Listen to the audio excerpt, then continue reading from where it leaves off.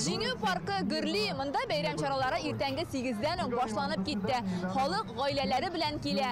Күрүебезчә, балалар хәрби техниканы үз иткән, ә өлкәннәр яраткан җырларын суза. Мында һәркем үз осталыгын күрсәтә алды. Менә яшь армиячеләр парады. Мында шәһәр мәктәпләрендә укучылардан торган 14 отряд катнаша. Без үзебезнең әби бабайлар өчен горур, ихтирам әйтәбез. Рәхмәт бик аларга.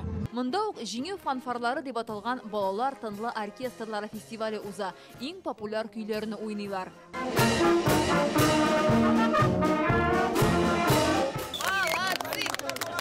Казан Кремлендә исә күргәзмә әзерләгәннәр. Монда килүчеләр 20 төрле хәрби корал белән таныша алды. Бөек Ватан сугышында кулланылган мылтыклар тәкъдим ителә. Совет гаскәрләренеке дә, немецларныкы да бар. Дегтярев пистолет-пулеметының бүгенге көнгә кадәр сакланган сирәк үрнәген дә күрергә мөмкин иде. Карак сукланып кына торырга инде.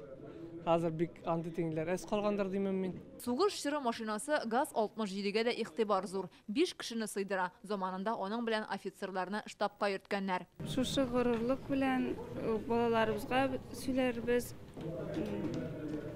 Күрсәтәләр сугышта катнашканнарын.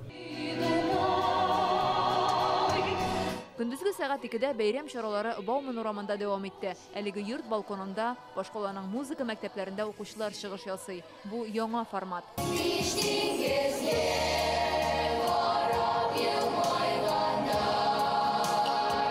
Балалар җиңү көненә багышланган һәм сугыш чоры җырларын башкара. Камилә Фәхретдинова кечкенәдән җырлый. Ел саен 9 майда чыгыш ясый.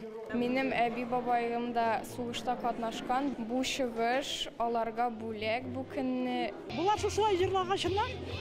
Киләчәккә өмет бар, шул хәтле өмет бар. Бауман урамында да хәрби техника күргәзмәсе эшләде. Алар янына басып, һәркем истәлеккә фотога төшә алды.